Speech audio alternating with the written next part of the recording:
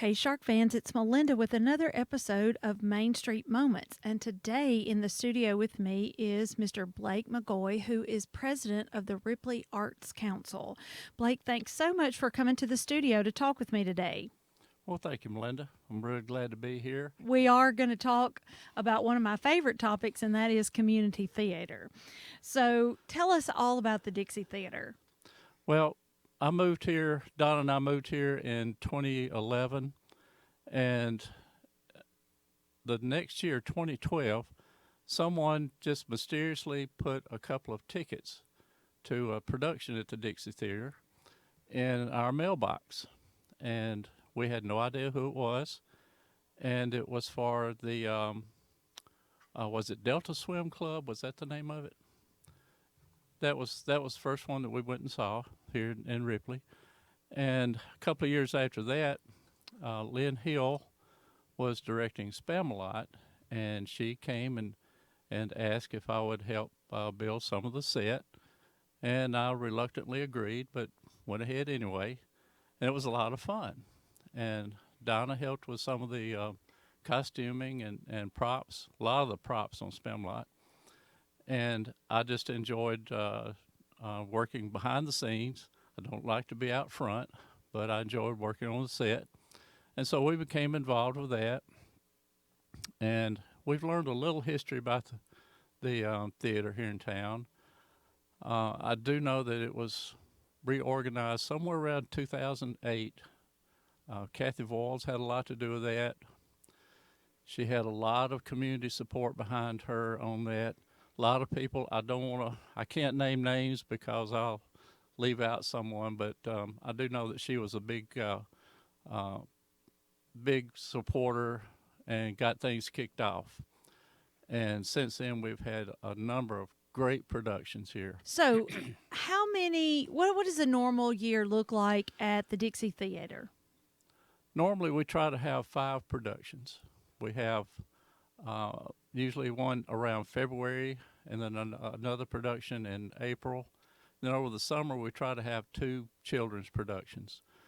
One for younger children, somewhere around 5, 6, 7, 8 years, and then another production with a little older children.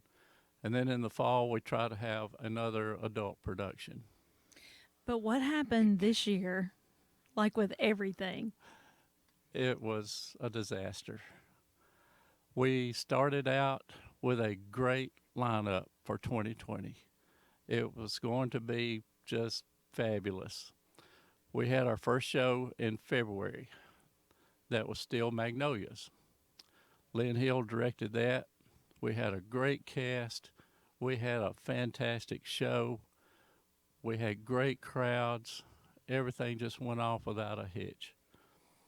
Then the next production was scheduled for April. Trey Hanks was directing Clue, and it just all fell apart, Melinda. The COVID hit, and rehearsals had begun, and all of a sudden things just started shutting down, and we had to protect our people. And so we decided to stop production for Clue, and we would just take it month by month to see what would happen. Unfortunately, things got worse. We have a 12-member board, by the way, and we meet generally once a month to make decisions about what we're going to do or try to do. And it just kept getting worse. And so we had to decide to postpone our first children's production in June, Beauty and the Beast. And then our second children's production in July was going to be Frozen Junior. Wow, you did have a great lineup. Oh, we did. And we had some great people that were going to direct those. Beth Benson was lined up to direct Beauty and the Beast, and Roxanne Ward was lined up to direct Frozen Junior. Then we had another production scheduled for late November, early December of Elf the Musical. And the great Joyce Grady was directing that one. But unfortunately, the further we got into every time we stopped to make a decision about what to do, things were just worse. And we ended up canceling all the shows for 2020. And so, how will you move forward? How do you? I know nobody can say what they're going to do at this point. We don't know, but how do you plan to move forward? Well, we have to plan ahead because we have to have several weeks for rehearsals and all. Right now, what we are scheduled to do is we have rescheduled all those 4 shows that we postponed last year. So we have right now we have Clue set for April, Beauty and the Beast for June, Frozen Junior for July, and Elf the musical for November. We're just taking it as we can, Melinda. We have to look at this as it comes up and decide what's best. Um, I am very conservative. Our board is very conservative. We don't want anyone to get sick. We certainly don't want to help spread any of this. And so we're taking it mostly weekly at a time. We'll be meeting again in a couple of weeks, and we'll have to make a decision about whether to go forward with Clue. And of course, we'll have Trey Hankins involved with that because he is the director. And we're just taking a day at a time. Well, let's think forward to when we have COVID-19 maybe a little bit more under control, maybe a year or two. But for our Shark listeners who have thought about volunteering to do community service or to volunteer with the theater, what opportunities are out there for these people? We would love to have anybody just walk up to one of the board members and say, I would love to direct a show. If you have any inclination to directing a show, please let us know. When we do have a production, there are opportunities to certainly be in the cast, to help behind the scenes with building the set, helping with props. There are jobs during the show to help with stage management. There's lighting, sound, just several opportunities to help with the show.